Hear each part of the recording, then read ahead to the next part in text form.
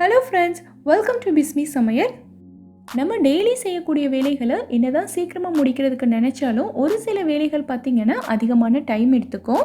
நம்ம உட்காந்து அதிக நேரம் எடுத்து அந்த வேலைகள் எல்லாத்தையும் முடிக்கிற மாதிரி இருக்கும். இந்த வீடியோவில் நான் சொல்லியிருக்க டிப்ஸ் எல்லாத்தையும் நீங்கள் தெரிஞ்சுக்கிட்டிங்கன்னா அதிக நேரம் செலவழித்து செய்கிற வேலைகளை நம்ம டக்குன்னு முடிச்சிடலாம். என்னென்ன டிப்ஸுங்கிறத நம்ம இப்போ பார்க்கலாம். நிறைய பேர் பார்த்திங்கன்னா சப்பாத்தி சாஃப்டாக வர்றதுக்காக அதில் பால் நெய்யெல்லாம் சேர்த்து பிசைவாங்க. ஆனால் நம்ம இன்றைக்கி பால் நெய் எதுவுமே சேர்க்க வேண்டாம். இன்றைக்கி நான் சொல்லி கொடுக்குற மாதிரி நீங்கள் சப்பாத்தி ட்ரை பண்ணி பாருங்கள். கோதுமை மாவில் தேவையான அளவுக்கு உப்பு சேர்த்துக்கலாம். கூடவே 3 டேபிள் ஸ்பூன் அளவுக்கு எண்ணெயும் சேர்த்துக்கங்க. இந்த மாவில் தண்ணி சேர்க்கறதுக்கு முன்னாடி நம்ம சேர்த்துருக்க எண்ணெயை இந்த மாவோட நல்லா கலந்து விட்டுறலாம். இந்த மாதிரி கையால் உதுத்து விட்டு நீங்கள் கலந்தீங்கன்னா எண்ணெய் மாவோட எல்லா பக்கமும் நல்லா பரவிடும். இப்போ நம்ம தேவையான அளவுக்கு தண்ணி ஊற்றி பிசைஞ்சிக்கலாம். இந்த மாதிரி எல்லா மாவையும் ஒன்றா சேர்த்து கம்பைன் பண்ணதுக்கப்புறமா இதை எடுத்து நம்ம சப்பாத்தி கட்டையில் வச்சுக்கலாம். இந்த மாதிரி சப்பாத்தி தேய்க்கிற கட்டையில் கொஞ்சமாக எண்ணெய் அப்ளை பண்ணிக்கலாம். எல்லா பக்கமும் நல்லா தேய்ச்சி விட்டுட்டு மாவை இந்த மாதிரி அடித்து விடுங்க. நம்ம சப்பாத்தி நல்லா சாஃப்டாக வரணும்னா எப்படியோ நம்ம மாவை ஒரு 5-6 நிமிஷத்துக்காவது கையாலேயே பிசையணும். அப்போ தான் சப்பாத்தி சாஃப்டாக வரும். ஆனால் நம்ம இந்த மாதிரி சப்பாத்தி கட்டையில் ஒரு 2 நிமிஷத்துக்கு அடித்தோன்னாலே போதும், மாவு அவ்வளோ சாஃப்டாக வரும். நம்ம சப்பாத்தி சுட்டதுக்கப்புறம் எவ்வளோ நேரம் ஆனாலும் நல்லா சாஃப்டாகவே இருக்கும். ஒரே பக்கமே அடிக்காமல் இந்த மாதிரி நல்லா மடக்கி விட்டு அடிச்சுக்கோங்க. இப்போ பார்த்திங்கனாலே உங்களுக்கு தெரியும் மாவு எவ்வளோ சாஃப்டாக வந்திருக்குன்னு. இந்த மாவை நம்ம ஊற வைக்க வேண்டாம், உடனேவே சப்பாத்தி போட்டுக்கலாம். சப்பாத்தி பூரி மாதிரி பொங்கி அவ்வளோ சாஃப்டாக வரும். நீங்களும் ட்ரை பண்ணி பார்த்துட்டு எனக்கு கமெண்ட்டில் சொல்லுங்கள். நம்ம மாவு பிசைகிறதுக்கும் கஷ்டப்பட வேண்டியதில்லை. மாவு பிசைஞ்சிட்டு அதை ஊற வைக்கவும் வேண்டியதில்லை. மாவு பிசைஞ்ச உடனேவே சப்பாத்தி போட்டுடலாம். சப்பாத்தி அவ்வளோ சாஃப்டாக வரும். நம்ம எல்லார் வீட்லேயுமே இந்த மாதிரி தலை சீவுற சீப்பு இருக்கும்.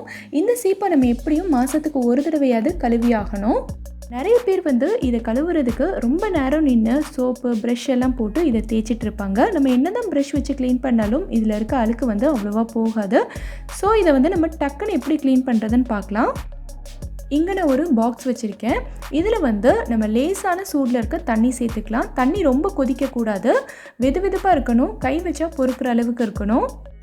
இதில் நான் 1/2 டீஸ்பூன் அளவுக்கு பேக்கிங் சோடா சேர்த்துக்கிறேன். இது நம்ம எப்போவுமே கேக்குக்கு சமையலுக்கெல்லாம் யூஸ் பண்ணுற சோடா தான்.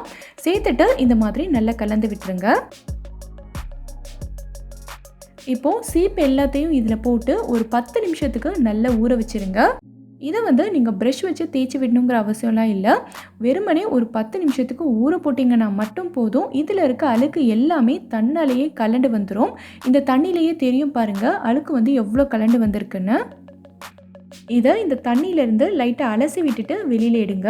வெளியில் எடுக்கும்போதே உங்களுக்கு தெரியும் இதில் ஒரு அழுக்கு கூட இருக்காது. இப்போ நீங்கள் பார்த்தீங்கனாலே தெரியும் சீப்பு எவ்வளோ க்ளீனாக வந்திருக்குன்னு. இது உங்களுக்கு ரொம்பவே யூஸ்ஃபுல்லாக இருக்கும்னு நினைக்கிறேன். நீங்களும் ட்ரை பண்ணி பாருங்கள். நம்ம எல்லார் வீட்லேயுமே இந்த மாதிரி கிச்சன் டவல் இருக்கும். கிச்சனில் மேடை துடைக்கிறதுக்கு, சூடான பாத்திரம் இறக்கிறதுக்கெல்லாம் நம்ம இதுதான் யூஸ் பண்ணுவோம். ஸோ கிச்சனில் யூஸ் பண்ணுற இந்த துணி பார்த்திங்கன்னா ரொம்ப சீக்கிரமாக அழுக்காயிரும். இதில் நிறைய கரையெல்லாம் பட்டிருக்கும். ஸோ இதை க்ளீன் பண்ணுறதுக்கு நம்ம ரொம்ப கஷ்டப்பட்டு ப்ரஷ் எல்லாம் போட்டு இதை தேய்ச்சிக்கிட்டே இருக்கணும். இனி அந்த மாதிரி தேய்க்க வேண்டாம். ரொம்ப ஈஸியாக இதில் இருக்க அழுக்கு எல்லாத்தையும் நம்ம க்ளீன் பண்ணிடலாம். இந்த பாத்திரத்தில் நான் சுடு தண்ணி எடுத்திருக்கேன். தண்ணி ரொம்ப கொதிக்கணுன்ற அவசியம் இல்லை, கை பொறுக்கிற சூடில் இருந்தால் போதும். இதில் நான் 1/2 டீஸ்பூன் அளவுக்கு சோடா உப்பு சேர்த்துக்கிறேன். இது நம்ம எப்போவுமே சமையலுக்கு யூஸ் பண்ணுற சோடா தான். கூடவே கொஞ்சமாக வினிகரும் சேர்த்துட்டு இந்த மாதிரி லைட்டாக கலந்து விட்டுக்கங்க. இப்போது இந்த தண்ணியில் நம்மளோட கிச்சன் டவலை ஒரு 15 நிமிஷத்துக்கு நல்லா ஊற விட்டுருங்க. ஸோ இதை க்ளீன் பண்ணுறதுக்கு நம்ம ரொம்ப கஷ்டப்பட்டு ப்ரஷ் எல்லாம் போட்டு தேய்க்க வேண்டிய அவசியம் இல்லை. இதில் நம்ம சேர்த்துருக்க சோடா உப்பும் வினிகரும் இந்த கிச்சன் டவலில் இருக்க அழுக்கு கரை எல்லாத்தையும் ரொம்ப ஈஸியாக வெளியில் எடுத்துரும். ஒரு 15 நிமிஷத்துக்கு அப்புறமா இதை இந்த மாதிரி கையாலேயே நல்லா கசக்கி விட்டுட்டிங்கன்னா இதில் இருக்க அழுக்கு எல்லாமே வெளியில் வந்துடும். இதுக்கப்புறமா நீங்கள் கொஞ்சமாக சோப் பவுடர் போட்டு லைட்டாக தேய்ச்சிங்கனாலே போதும். உங்களோட கிச்சன் டவல் நல்லா பளிச்சுன்னு எந்த பாக்டீரியாவும் இல்லாமல் ரொம்ப க்ளீனாக வந்துடும். இப்போது அடுத்த டிப் என்னங்கிறத பார்க்கலாம். நம்ம வீட்டில் பார்த்திங்கன்னா இந்த மாதிரி கிளாஸ் பாட்டில், பிளாஸ்டிக் பாட்டிலெலாம் ஏதாவது ஒரு பொருள் போட்டு வச்சு நம்ம யூஸ் பண்ணுவோம். அந்த பொருள் காலியானதுக்கப்புறமா பார்த்திங்கன்னா அதே பொருளோட ஸ்மெல் தான் இந்த பாட்டிலில் வந்துக்கிட்டே இருக்கும். நம்ம வேறு எந்த பொருளும் போட்டு வச்சு இதில் யூஸ் பண்ண முடியாத மாதிரி இருக்கும். ஸோ அந்த மாதிரி ஸ்மெல் பாட்டிலில் வராமல் இருக்கிறதுக்கு நம்ம என்ன பண்ணலாங்கிறத பார்க்கலாம். இந்த மாதிரி ஒரு பேப்பர் எடுத்துக்கோங்க. எந்த பேப்பர் வேணாலும் எடுத்துக்கலாம். நியூஸ் பேப்பர் இல்லை நோட் புக்கில் இருக்கிற பேப்பர் எதுவாக இருந்தாலும் ஓகே தான். இதில் நம்ம கொஞ்சமாக தண்ணி ஊற்றி லைட்டாக ஈரமாக்கிக்கலாம். இப்போது இந்த ஈரமான பேப்பரை பாட்டிலில் போட்டு நல்லா மூடி வச்சுருங்க. இதே மாதிரி நான் டிஷ்யூ பேப்பர் எடுத்திருக்கேன். இந்த டிஷ்யூ பேப்பரை லைட்டாக ஈரமாக்கிட்டு இந்த பாட்டிலில் போட்டுக்கிறேன். பாட்டிலை மூடி போட்டு நல்லா மூடிட்டு ஒரு 4லேருந்து 5 மணி நேரத்துக்கு இதை அப்படியே விட்டுருங்க. 5 மணி நேரத்துக்கு அப்புறமா நம்ம பாட்டிலை ஓப்பன் பண்ணி பேப்பரை வெளியில் எடுத்துடலாம். இதை லைட்டாக தண்ணியில் அலசிட்டு நல்லா காய விட்டுருங்க.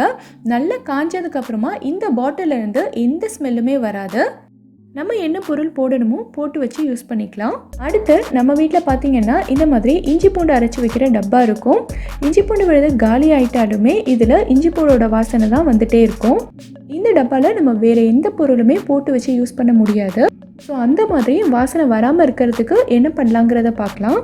இந்த மாதிரி டூத் பேஸ்ட் எடுத்திருக்கேன். இதை இந்த பாக்ஸில் கொஞ்சமாக போட்டுக்கிறேன். எந்த டூத் பேஸ்ட் வேணாலும் நீங்கள் எடுத்துக்கலாம். இதை நம்ம எப்போவும் பாத்திரம் கழுவுற ஸ்க்ரப்பரில் கொஞ்சமாக தண்ணி தொட்டுட்டு இந்த மாதிரி நல்லா தேய்ச்சி விட்டுறலாம். மூடியிலையும் இதே மாதிரி நல்லா தேய்ச்சி விட்டுருங்க. இதை நம்ம எப்பவும் போல் தண்ணியில் கழுவி எடுத்துக்கலாம். இதை நல்லா காய விட்டுருங்க. காஞ்சதுக்கப்புறமா இதில் இஞ்சி பூண்டோட ஸ்மெல் கொஞ்சம் கூட வரவே வராது. நீங்கள் வேறு ஏதாவது பொருட்கள் போட்டு வச்சும் இதை யூஸ் பண்ணிக்கலாம். நம்ம வீட்டில் இந்த டைப்பில் டப்பாவோட மூடி நிறைய இருக்கும். இந்த மூடியில் பார்த்திங்கன்னா இந்த மாதிரி ஒரு ரப்பர் கொடுத்துருப்பாங்க. இதுதான் நமக்கு இந்த டப்பாவை ஏர்டைட்டாக க்ளோஸ் பண்ணுறதுக்கு ஹெல்ப்ஃபுல்லாக இருக்கும். ஆனால் இந்த ரப்பர் பக்கத்துலலாம் பார்த்திங்கன்னா ஒரு மாதிரி கருப்பு கருப்பாக ஃபுல்லாக அழுக்காக இருக்கும். ஸோ இந்த ரப்பரையும் நம்ம கண்டிப்பாக கழட்டி க்ளீன் பண்ணணும். ஆனால் இந்த மாதிரி மூடியெல்லாம் கழுவும் போது பார்த்திங்கன்னா நம்ம ஸ்க்ரப்பர் போட்டு முன்னாடியும் பின்னாடியும் சும்மா கழுவி காய வச்சுருவோம். ஒரு கத்தியை வச்சு லைட்டாக எடுத்து விட்டிங்கனாலே இது ஈஸியாக கலண்டு வந்துடும். இந்த ரப்பரை நம்ம எப்பவும் போல் ஸ்க்ரப்பர் போட்டு கழுவிக்கலாம். மூடியோட இந்த இடத்துலலாம் பார்த்திங்கன்னா நம்ம ஸ்க்ரப்பர் வச்சு தேய்ச்சோன்னா அதில் இருக்க அழுக்கு அவ்வளோவா போகாது. ஸோ இந்த மாதிரி ஒரு டூத் ப்ரஷ் எடுத்துக்கோங்க. இந்த டூத் ப்ரஷ் இந்த இடுக்குலலாம் ஈஸியாக போயிடும். ஸோ இதை வச்சு தேய்ச்சி நீங்கள் க்ளீன் பண்ணிக்கோங்க. மூடியும் ரப்பரும் நல்லா காய்ச்சதுக்கப்புறமா இந்த ரப்பரை மூடியில் இந்த மாதிரி நல்லா மாட்டிட்டு நம்ம யூஸ் பண்ணிக்கலாம். சப்பாத்தி சுட்டுட்டு மீதி இருக்கிற மாவை நம்ம ஃப்ரிட்ஜில் ஸ்டோர் பண்ணி வைப்போம். அந்த மாதிரி நம்ம ஃப்ரிட்ஜில் ஸ்டோர் பண்ணி வைக்கும்போது அடுத்த நாள் எடுத்து பார்த்தோன்னா சப்பாத்தி மாவில் மேலே இருக்கக்கூடிய லேயர் கலர் மாறிட்டு ஒரு மாதிரி இருக்கும். அந்த மாதிரி நம்ம ஸ்டோர் பண்ணும்போது மாவை கண்டிப்பாக ஒரு காற்று போகாத டப்பாவில் தான் போட்டு நம்ம ஸ்டோர் பண்ணணும். மாவை இந்த மாதிரி நல்லா அமுத்தி விட்டுருங்க. சைடில் கார்னரில் எல்லா இடத்துலையுமே கேப்பே இல்லாத மாதிரி ஃபுல்லாக அமுத்தி விட்டுருங்க. காற்று போகாமல் நல்லா ஏர்டைட்டாக க்ளோஸாக இருந்தால் தான் மாவோட கலர் மாறாது. அது மட்டும் இல்லாமல் இந்த மாதிரி ஒரு டைட்டான மூடி போட்டு க்ளோஸ் பண்ணி நம்ம ஃப்ரிட்ஜில் வச்சுட்டோன்னா சப்பாத்தி மாவோட கலர் மாறவே மாறாது. இதை நீங்கள் ட்ரை பண்ணி பாருங்கள். இந்த வீடியோவில் நான் சொல்லியிருக்க டிப்ஸ் எல்லாமே உங்களுக்கு ரொம்பவே யூஸ்ஃபுல்லாக இருக்கும்னு நினைக்கிறேன். எந்த டிப் உங்களுக்கு ரொம்ப யூஸ்ஃபுல்லாக இருந்துச்சுங்கிறத கீழே இருக்க கமெண்ட்டில் சொல்லுங்கள்.